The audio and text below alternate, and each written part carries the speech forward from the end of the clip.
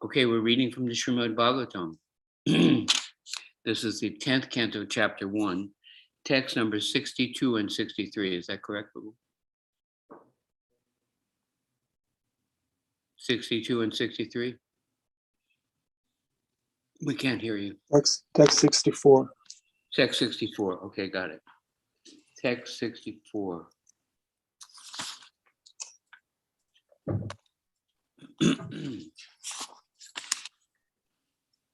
Itat kansaya Bhagavatam. Kansaya Bhagavan. Chasam sayet yanardaha. Pumir barai yaman nanam. Tatyanam cha vadhodyanam. Etat. All these words about the Yadu family and Vishnu family. All these words about the Yadu family and Vishnu Kamshaya unto King Kamsa. unto King Kamsa, Bhagavan, Bhagavan, the most powerful representative of the Supreme Personality of Godhead. the most powerful representative. Shangshamsa, Shashamsa, informed Kamsa, who was endowed. Abhyetya, after approaching him. Narada, the great sage Narad, Ume, on the surface of the earth. Parayamananam, of those who were a burden. Daityanam cha, and of the demons.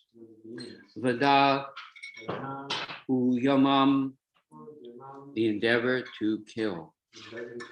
Translation. Once the great sage Narada approached Kamsa and informed him of how the demoniac persons who were a great burden on the earth were going to be killed. Thus, Kamsa was placed in great fear and doubt. Srila Prabhupada's purport is Divine Grace. It has already been discussed that Mother Earth implored Lord Brahma to give her relief from the distress created by the burdensome demons. And that Lord Brahma informed her that Lord Krishna himself was going to appear. Krishna says in the Bhagavad Gita, 4th chapter, 8th verse, Puritanaya sadhanam vinashaya traduspitam tamasam sapana daya sambhavami yuge yuge. Whenever there is a burden created by the demons, and whenever the innocent devotees are distressed by demoniac rulers, the Lord appears in due course of time to kill the demons, and with the assistance of his real representatives. What was that? Who are technically called demigods. In the Upanishads, it is said that the demigods are different parts of the Supreme Personality of Godhead. It is the duty of the parts of the body to serve the whole. It is the duty of Krishna's devotees to serve Krishna as he wants. Krishna's business is to kill the demons, and therefore this should be a devotee's business also. Because the people of Kali Yuga are fallen, however, Sri Chaitanya Mahaprabhu, out of kindness for them, did not bring any weapon to kill them. Rather, by spreading Krishna consciousness, love of Krishna, he wanted to kill their nefarious demoniac activities. This is the purpose of the Krishna consciousness movement. Unless the demoniac activities on the surface of the earth are diminished or vanquished, no one can be happy.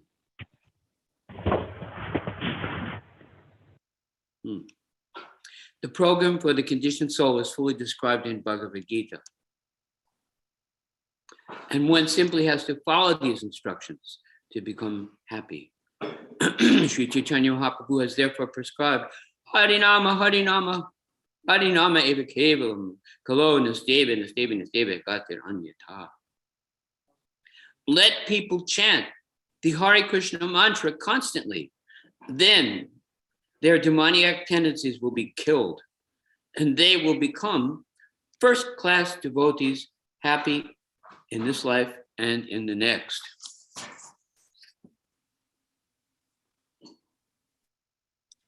Gil, I think that you're not muted, and therefore we're hearing something from where you're located.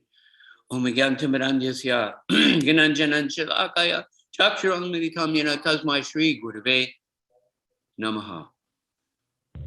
We are born in the darkness of ignorance. Our spiritual master is kindly opening our eyes with the torchlight of knowledge. Let us offer respectful obeisances unto him again and again. We ask everyone to make a prayer. Please, seriously, I'm asking. Take a moment to pray to Krishna that what we have to say is only what Krishna wants us to say today, here and now, without any distortion, without any inappropriate motivation. Please pray to Krishna that what we say in this class is what Krishna wants to say. We glorify all the previous acharyas. We offer respect to all the Vaishnava devotees of the Lord. And it is appropriate before glorifying the Lord, we're here to glorify the Lord. It is appropriate to glorify all Krishna's devotees.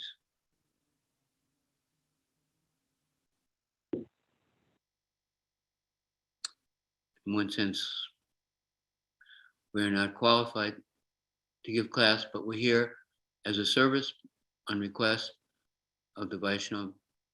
Nanda Vihari Prabhu is just doing such a wonderful job inviting different people to speak. And it says the devotees are enlivened to converse about the Lord. And Gail, you're still not muted, so we still hear something coming from where you're located. You see that in Nanda Vihari? Yeah, I'm muted, Gail. Okay, thank you. I hope she can hear us. You can hear okay, Gail? I guess we can't see her because we encourage, like Brahmatirtha Prabhu encourages everyone, if you can show us your face, and we understand we're not just speaking to a picture, but to a person, we can see if you're smiling, if you're nodding, if we're boring you to death. We're very grateful to hear from anyone who wants to contribute. We're here to glorify Krishna together. We're here to glorify the Lord. And it is a cooperative effort. So we're entering into this pastime, this dramatic situation where Vasudeva has been speaking to Kamsa. Kamsa is not really responding to the preaching, to the advice. So Vasudeva adjusts his endeavor, and he tells him, okay, I will give you the children just to save Devaki's life in the immediate situation. He makes a tremendous concession. And everyone who's speaking this week is mentioning that there are different ways to look at the situation or any situation. We can see it as an ordinary person sees it, or we can see it as a devotee sees it. Devotee knows how wonderful is Krishna, that Krishna is in control. That no matter how powerful a demon may seem, we have this dramatic war starting off in the Ukraine right now. And it seems like, okay, they have a convoy 40 miles long of tanks and heavy equipment coming in with weapons. Okay, it's a very expansive and wealthy country, misdirected, leadership maybe not having the best intention, and even threat of nuclear attack. Oh, they're so powerful. No. Krishna is more powerful than anyone. We are seeing those who are misdirected as bound up, Prabhupada would say, bound up by the modes of material nature. If we see a great demon, but he's bound up, he's wrapped up from head to toe in heavy rope, And we don't have any fear because we know that Krishna is in control and that Krishna is directing something that may be dramatic, not what we expect, not what we prefer, something that may seem frightening, but actually the devotee is peaceful under any circumstance. And we see Vasudeva just like that, smiling, calm, confident. Let's see, even if something that appears to be terrible, like the murder of my children, one after the other, that, we're not the body. The soul is eternal, untouched by the fire, not withered by the wind, not moistened by the rain, not cut by the sword. The soul is eternally existing, and whatever may go on this material plane. Nanda Bihar, you wanted to say something? We see you're unmuted there. No? Okay. All right, so there's another way of looking at things. And there's so many wonderful ways that Krishna is manifesting in this world. We were listening to Satchidananda Maharaj's extraordinary class about the holy name.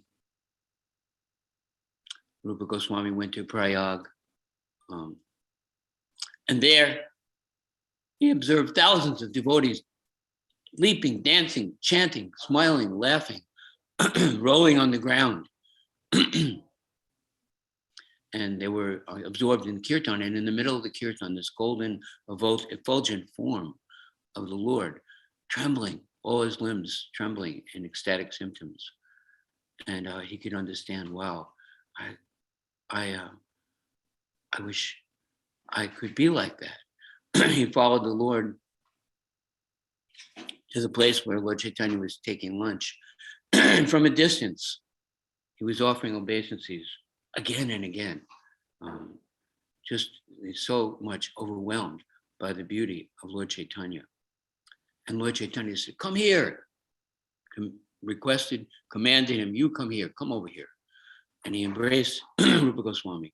And Rupa Goswami was desiring, how could I come to that platform?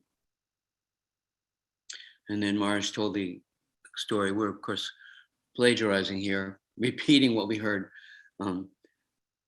He told how they were by the Ganga, and Lord Chaitanya was crying out loudly, not a tongue, not a tongue, calling out for this personality. And Lord Nityananda was saying, who's this Narottam? And Lord Chaitanya said, he's an extraordinary person, and he will appear sometime later. He will appear later. And I want to give him as a gift, ecstatic love of God.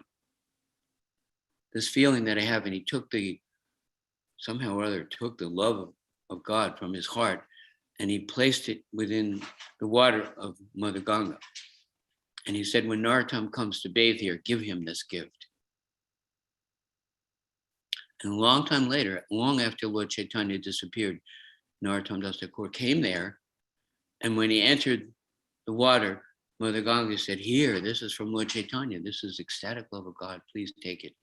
It was actually kind of like either a tributary or a small estuary little place for bathing, bordering, connected to the Ganga, what's it called? I can't think of the name of it. A subsidiary river tributary. And there he received this ecstatic experience. And Satchidananda Maharaj was saying, well, where is our river that we go into? How will we get this? Is it possible that we are separated 500 years later and from a great distance and in a different culture, and maybe not anywhere near the quality of consciousness of this exalted personality, Narottam? Can we get Lord Chaitanya's mercy? Can we get it? What is the question? What is the answer? And Satchidananda Maharaj said, yes, we could get it. And how do we get it? And it looks like Ananda Bihari is unmuted for some reason. You want to say something? Ananda Bihari, Babu, can you hear me? Are you? Yeah, I have something to say, but later. Yeah, please. Later. Whenever you're done. Oh, I'm never done. Come on, let's hear what you have to say. Okay, so you mentioned this Ukraine situation, and I spoke this morning. I spoke with a devotee who posted on the internet his message to everybody about how Ukrainian devotees are doing. In his address, he was saying that he was talking, and behind him, there was the temple. That's the temple where I joined, and it was all boarded up, sand, board everywhere. And he was saying, "Please pray for us, dear devotees. We don't know what's going on. We don't trust our news. We don't know what's going on. And please pray that we all can always remember Krishna and serve Srila Prabhupada and share Krishna consciousness under these circumstances. Yes. This is our business." Yeah. Right. So this very mature devotee, undeviated. It didn't go into material side staking and blaming and all that. So I spoke with him this morning, and he said that, okay, we fled Kiev, we ran away, we're in Odessa now. In Odessa, there's no military action going on as of now, but that's where my ancestry is from. That's where my father is from. That's his line, Odessa. So, and he was talking, yeah, we now know, we can now distinguish what kind of weapon is being used. We now can distinguish. And he said that people, even karmic people, even people who have no spiritual direction, they're so nice. It's so sattvic. Everybody's sharing bread. Everybody's sharing food. And the atmosphere is very sattvic and very pure, because people now understand how fragile the whole thing is. And he said that I've been thinking, that's what he told me. I've been meditating on this bhajan, Bhaja Hudemana. So here is this bhajan. O mind, just worship the lotus feet of the son of Nanda, which makes one fearless. Having obtained this rare human birth, cross over this ocean of worldly existence through the association of saintly persons. Both in the day and at night, I remain sleepless, suffering the pains of the heat and cold and shelling, bombing, the wind and the rain. For a fraction of flickering happiness, I have uselessly served wicked and miserly men and women. What assurance of real happiness is there in all of one's wealth, youthfulness, sons, daughters, and family members? This life is tottering like a drop of water on a lotus petal. Therefore, you should always serve and worship the divine feet of Lord Hari. And he was thinking, he told me that he's been thinking about this line, how this life is a tottering drop of water at the end of a lotus flower. It can go down any moment, any moment. Therefore, we shouldn't uselessly serve wicked men and women. We should concentrate on worshiping the divine feet of Lord Hari. It is the desire and great longing of Govinda Dasa. Govinda Dasa is the author of this song, to engage himself in the 9 processes of bhakti, namely hearing the glories of Lord Hari and chanting those glories, constantly remembering him and offering prayers to him, serving the Lord's lotus feet, serving the Supreme Lord as a servant, worshiping him with flowers and incense and guitar, like Adi Purusha Prabhu, so forth, serving him as a friend and completely offering the Lord's one's very self. Hare Krishna. This is all I have to say. Fantastic. That's perfect. And that's exactly the response. The devotee is responding like that. We've heard before Jesus' pastime. The Jerusalem was in the hands of the Roman Empire. Very powerful, expansive, empire with vast army and wealth. And people were thinking, Messiah will come. God will send somebody, and he will overthrow these Roman demons, right? And there were people called the zealots, and they thought there will be a military response. There will be a political response. There will be some kind of legislative response, and we will get free from this. And then Jesus said, no, I didn't come with an army. I'm not here to economically change things. I'm not here for political reasons. Our kingdom is not of this world. That there's another, there's another dimension of existence. And the Bhagavatam says, there's so many faults, like an ocean of faults. There's so many faults in the Kali Yuga. And then it says, Krishna simply by chanting the holy name, one can cross over that ocean just like you cross over the water in the hoof print of a calf. So we're meant to chant, we're meant to preach, we're meant to distribute the Srila Prabhupada's books, we're meant to distribute Krishna's prasadam, and all these things are Krishna's arrangement so that people will become a little bit sober, a little bit open, a little bit crying out. You know, Maharaj's class, Satchidananda Maharaj's class, he said, first thing, you know, can we get this mercy, this ecstatic, Lord Chaitanya's mercy? How do we get it? Where is the Padmavati? Where is the river that it's meant to be bathing in? And he said there are two things. First, that we must want it intensely. We must understand our position. I'm fallen. I'm in a helpless condition. I'm in great need. I am desperate. I really, really, really, really, really, really want you, Lord. Please, I need your mercy. Without your mercy, I'll never make it. Right? So that's the first qualification. And the second point, he quoted a verse describing how every devotee has this treasure. I'm sure most of you heard this class. Every devotee has this treasure, this bhakti, this love of God, but it's a hidden treasure. Why is it hidden? How do we uncover it? Who remembers what Maharaj said? Come on, somebody heard it. We must give it to others. As we try to distribute what we've received, we get it ourselves. And that's our access to that hidden treasure.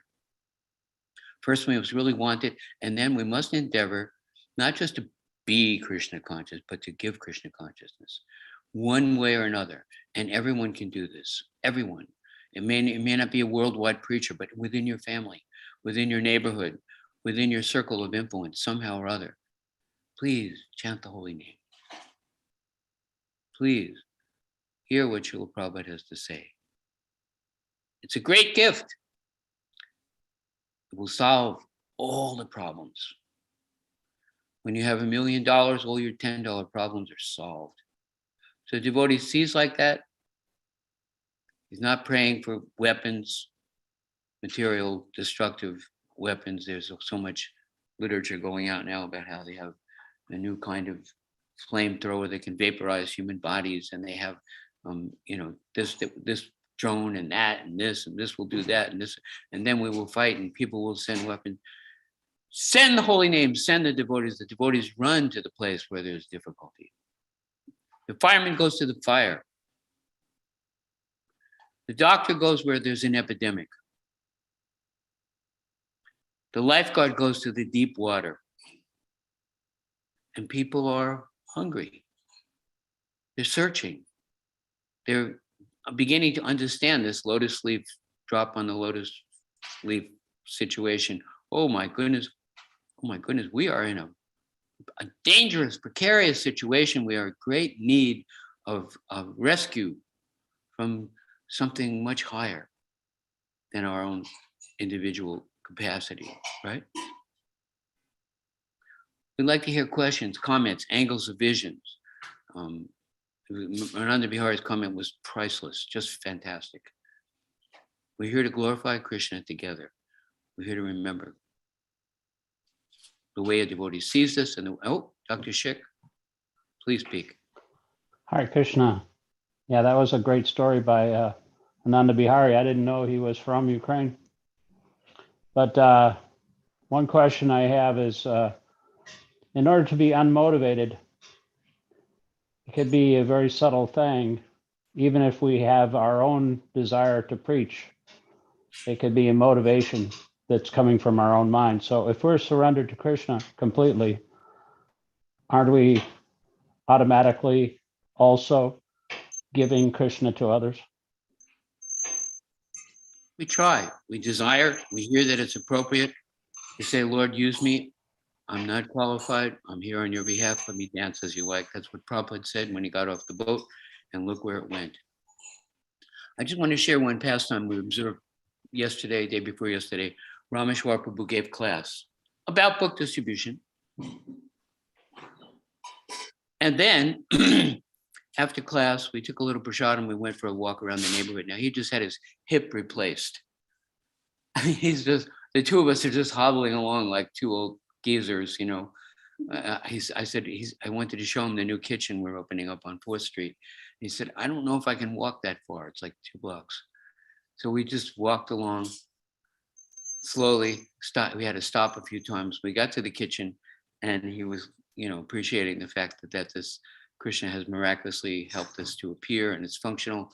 And then there were some of those books, the Coming Back. You've seen that book Coming Back with the little guy and the old man going out the door and the little toddlers coming in the door. You've seen that book Coming Back?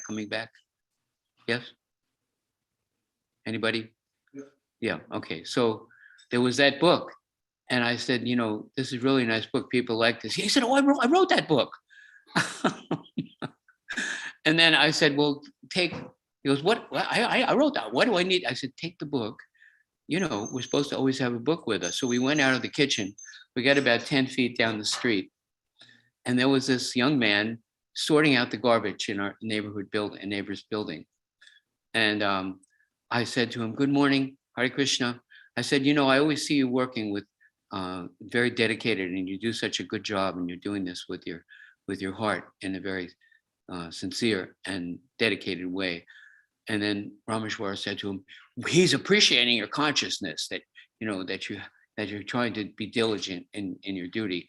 And then we walked a few more steps and Rameshwar Prabhu shocked me. He went, ooh, ooh. I thought he was having a heart attack. Ooh, he went, ooh, ooh, ooh. And then, now this is a guy who can barely walk. He did this pirouette. You know what a pirouette is? You ever see a dancer do, you know, he did this pirouette and he went running back, not stumbling, hobbling, but went running back to this man and said, this book, this is a gift. Please take this book. This is a wonderful book. This will help you in your life. This will solve all your problems. This is about giving your whole life in the service of God. Please accept this humble gift. And he distributed the book. It was so, I mean, it was like sweet nectar and a little bit shocking when he did that pirouette and he did that, ooh, ooh, ooh. He forgot to give the guy a book, you know, and then he gave the guy the book. So we're meant to be like that. Many problems, seemingly impossible obstacles, you know, devastating attacks going on. Kirtana Deva, Krishna Sya, Mukta Sangha, Paranga, Jet, go on with the Lord Chaitanya's movement. Give them the book, give them the holy name, give them prasadam, give them an opportunity to engage in devotional service.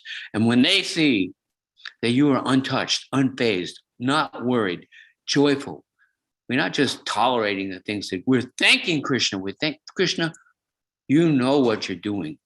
Thank you for everything just the way it is. How can I serve you under this circumstance? When people see you like that, when everybody else is tearing their hair out and weeping and, you know, that's a testimony that there's something beyond the material way of looking at things. Dr. Schick, you wanted to keep speaking. Go on. No problem. Sorry, talk so long. No, that's all. That's the only question I had. Good question. You know, so, yeah, it's something I think about all the time because I can't think of anything else other than surrender. Good. And surrender means you've got to give Krishna consciousness. We must broadcast. We ask, how can we thank you? You want to thank me? Give what I've given to you to someone else, to anyone. And then Krishna will send people just like magic. Oh, we wanted to show some pictures. Where is that? Oh, I'm going to try. I don't know if I can do this and whether it's appropriate in this class. We did pray, Krishna, please show me. What do we have left? We have a few minutes. Please show us, you know, what to say. This is a little historic. The other day, Achyuta Gopal Mataji, she shaved her head. Did you see that? Who, you know, she said, "Why do I need all this time spent with my hair, combing my hair all day? You know, I can do other things in serving Krishna." So these are some of the devotees that spent 6 years collecting for the Bhakti Center building. Can anybody see this picture? How close can we hold it? Can you see that? Can you see that? There we see Yeah, it. we can. Yeah, You can? just hold it. Hold it. Don't move it. Hold it. Yeah, it's hard to hold it still. Don't breathe. Yeah. We see here in the front with under my finger. What is it? Yeah, we see Mother Sukhabaha with a shaved head. Behind her, Sincere Heart, devotee named Sincere Heart with a shaved head. Back in the middle there, Shanti with a shaved head. And here, Maharani Mataji with the black hat on, shaved head. These girls shaved their hair. We were traveling in the Pacific Rim in Taiwan, Korea, Hong Kong, and Japan. And there's a story. This Buddhist monk in Japan, he wanted to build a temple. There's so many beautiful, beautiful, beautiful temples to Krishna, to Lord Buddha in Asia. Gorgeous. I mean, just take your breath away. And this temple, it took them 2 or 3 generations to build the temple, right? So when they were raising the main column to hold up the dome in the temple, the Sufu, the master, he said, "I'm going to ask all the Matajis within 50 miles to shave their head and send their hair. And we'll use that hair to make a rope. And we'll use that to raise the column for Buddha's temple." You know, that we must give up our vanity and accept a simple life, but not just renunciation, but dedication. And they did. And all the women within 50 miles who were devotees of Krishna in his appearance as Buddha shaved their head. I was like, wow. Right? So that's an interesting thing. We give up our personal preference and decorating these dead bodies, you know, which is like kind of useless. Of course, we love to see the Matajis all dressed in a beautiful way. I lost it in a beautiful way to like the gopis. They were dressing nicely to please Krishna. There's another picture. We were collecting donations for 6 years for the Bhakti Center. This is Bushiban. This girl here, Parmi, she's there with her husband. She's on the right side with the folded hands. It's so hard to show these pictures. She has a little school, and we went there to do some teaching, storytelling. This is a funny a picture that just popped up. You see this guy I'm talking to there, he's giving a donation. I was at the end of the day, after many hours going from door to door to door to door, and I saw this one light down this alley. I said, okay, I have a little more strength. I'll talk to one more person. So I went in there, and there's this man, the guy with the balding head there. And I walked in there. He said, "Oh, you're here for business?" I said, "Yes, we're here for Krishna's business." He said, "Okay." I said, "What is this place?" A little office. This man, can you see him up front there? He looked kind of low-class thug kind of guy. He said, "Me and my brother, we kill people. You tell us who you want to kill, we kill them, we make sure they're dead. You're a religious person, so we give you a good price, you know." And I showed him about the prasad distribution, and he gave a donation. I was with one of our students, and he took a picture of that guy. He's one of the people who gave a donation to build the Bhakti Center. You can see here, beautiful children there. And my God, this is not a good way to show pictures. See those kids? Beautiful. This is a junior high school class. We did storytelling class there. This is somebody we approached on Sankirtan. And people were grateful to hear about this. We showed them pictures of the Bhakti Center, told them we're from New York and, you know, what we're going to do with prasad distribution. This is a junior high school class. I don't know how well you can see this picture. Can you see that? Look at these kids. This is a kindergarten class. We did a storytelling class there. You see them offering obeisances and smiling? This is another kindergarten class. Teacher gave a nice donation for the Bhakti Center. We did a little storytelling. The college, one of my students there, we did a Dhruva Maharaj play to his college students. Anyway, these things are Bhakti Center history. They're a little bit obscure. This is a television program we did with a Catholic priest there in Taiwan. And, you know, Krishna has his ways and means of engaging people. How much time do we have here? Oh, 7:45, my goodness. Okay, I'm sorry to take so much time, not so much time for questions, but we have 7:45, we stop for questions and comments and angles of vision. Please. Was anybody able to see those pictures? It's not very expert at presenting.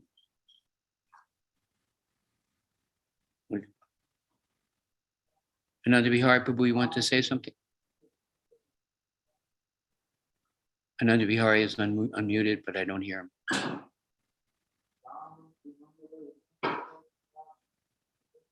Anybody else? Comments, questions? Yeah.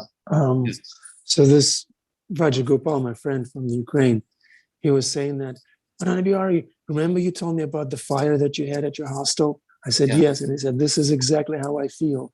Everything is being taken away, sort of like a fire. We had everything. He said, we had everything and now we have nothing. He said, that's my realization. Everything was taken away, like your fire. We saw this newscast, mentioned this recently in class. There was a tornado in Alabama, right? And the newscast, the reporter went running there right after the tornado went through, and this village was completely shredded. Not just the roofs fall off the houses, but everything was like ripped to dust. And everybody was weeping. And this lady reporter was running around giving everybody oh, I lost my mother's picture. I can't find my this and that. Everybody was crying. And then right there where he was standing, a trap door opened and a man came out from a storm cellar holding a little baby in his hand. And it was a toddler and his wife. And they came out and the reporter went running over with the microphone and said, what do you think? What do you think? She was trying to get the man to weep and cry and complain. He said, well, the good Lord giveth and the good Lord taketh away. Blessed be the name of the Lord. Right? There was no lamentation and his house was shredded. I mean, there was nothing left. It was unbelievable, you know. And his first response when he saw it was, well, the hand of the Lord is here. He loves us. We still worship him. We still trust him. He knows what he's doing. The good Lord giveth and the good Lord taketh away. Not the tornado took away, not the Russian government took away. You know, he's seeing Krishna. And that's what we're called to do. If we can't see Krishna in everything that happens, be grateful for it, trust Krishna, thank Krishna, and say, how can I serve you under this circumstance? Yeah, what's the use of all those years of sadhana if we can't see Krishna behind the things that are happening? This is precisely what Krishna consciousness is for situations like that. Krishna consciousness is not for the situations when everything is nice and you're smiling and you're walking around ecstatically greeting everybody. Krishna consciousness is when things are turbulent, when you feel like a drop of water tottering on the end of the flower. I really like this analogy. And I remember Ganesham Prabhu was sharing in one of his classes at the Bhakti Center how when 9/11 happened in this country, all the churches, all the temples and mosques and synagogues were packed for a couple of months or years after that.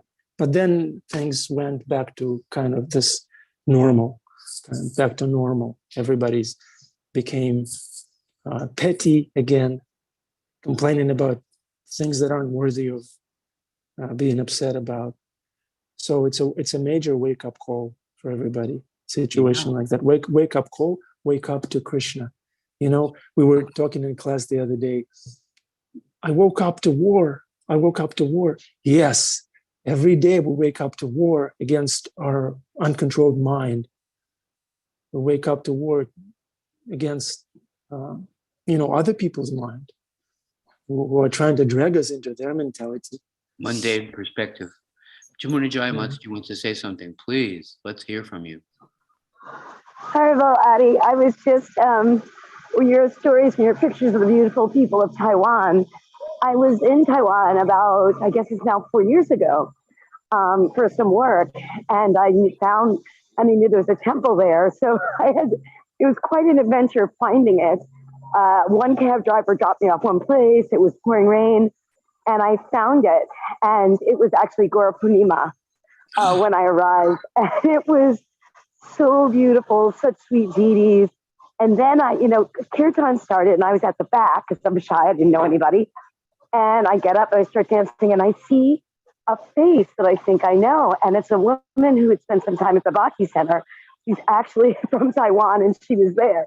So the rest of my trip, I sort of hung out with her. So I just wanted to say that the seeds you planted years ago are still growing. I remember when I finally found the little street.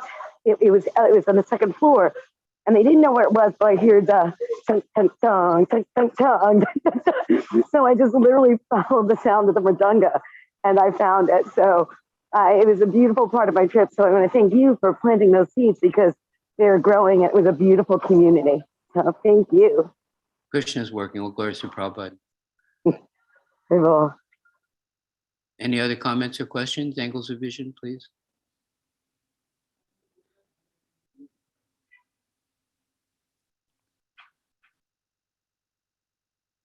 We had a lot of adventures there. 6 years, full-time Sankirtan. Just worked from one side of Kaohsiung to the other. Every single street, every single avenue, every single alley, every single crack and crevice, every door, every floor. Yeah, please. Bhima. Hari Hari, Hari Hari. Wonderful and timely and relevant class. I just want to mention to all the devotees there that we should also know of another side of Purusha.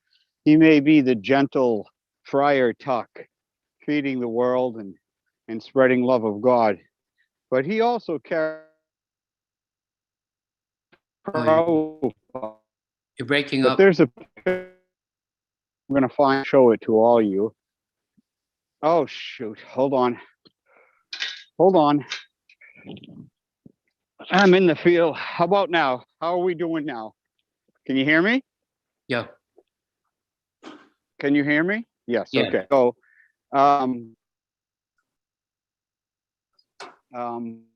very quick and Friar Tuck, like a person of just.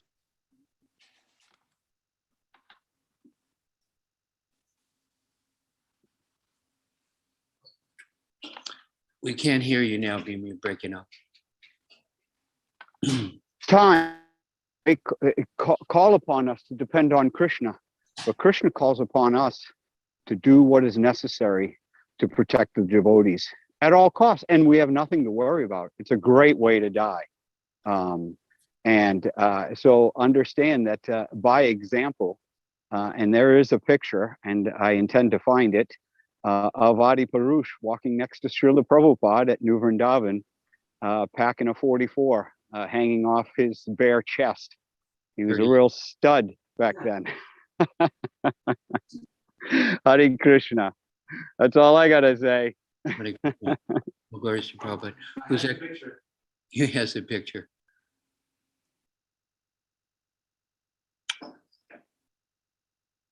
Anyway, we are meant to glorify Krishna here. And any appreciation that people offer, we pass it on to where it really belongs. Any other comments or questions, angles of vision? There's something in the chat from Dinabandhu Prabhu. Okay, please. Hare Krishna Adi Purusha Prabhu, I've been tuned in on YouTube, wanted to log on here to write and thank you for sharing these beautiful photos of this amazing service. Okay. So thank you. So for those of you who don't know, Purusha Prabhu is on Facebook, and this is his Facebook. He shows you some pictures that are printed out. This is his Facebook. Yeah, Purusha Prabhu, thank you for sharing this. Okay, glory to Prabhupada. Purusha Prabhu is not going into metaverse. He's resisting the metaverse take over. Krishna gave us so many wonderful adventures talking to people from all walks of life and all kinds of circumstances. And we showed them pictures of the Bhakti Center building. We told them we're from New York, which is kind of radical. We're halfway around the world. You can't get further away. And one day we walked into the immigration police office. And like every other door, I went in and said, Hare Krishna, well, we're doing some prasad distribution and we're asking if you give a donation. So the man at the desk, he said, I don't want to talk to you. But my boss is the chief of the immigration police and his desk is right there and he wants to talk to you. I told you this story, right? You heard this before? So we went to this chief of the immigration police and I said, good morning, sir, Hare Krishna. We're distributing Krishna's prasadam and we're building a temple in New York and we're asking if you'll give a donation. So he said, wait a minute, called on the phone. And 2 police officers came outside the office door and they were dangling the handcuffs outside the clear glass window and the door. And he told them, wait. He said, what makes you think you can come here to my country and ask people for money? What do you think you're doing? Yesterday, I just deported somebody and sent him to jail for doing just what you're doing. I said, well, you're asking me a question. Will you allow me to answer? They make a mistake when they ask a question. Because we have answers. I said, well, try to understand. My spiritual master asked us to go everywhere. My spiritual master wants me to understand that you're as much my brother as somebody who came from the same womb that my body came from. My spiritual master is asking me to leave the comfort of my friends and family and an environment that I'm accustomed to and go far away, which is a sacrifice. And when somebody gives a donation, and that, fortunately, at that point, I had a Dharmapad. It's a Buddhist country. I had a Dharmapad book, which is a Buddhist primary literature. And I said, you know this book? He said, yes. I opened it up by Krishna's arrangement. It opened up to a page. Evangel had translated all the verses. And this verse said, better to eat a molten red hot iron ball than to misuse the alms collected in the name of the Dharma. I said, you see that? He said, yes. I said, you believe that? He said, yes. I said, do I look so stupid that I would eat a red hot iron ball?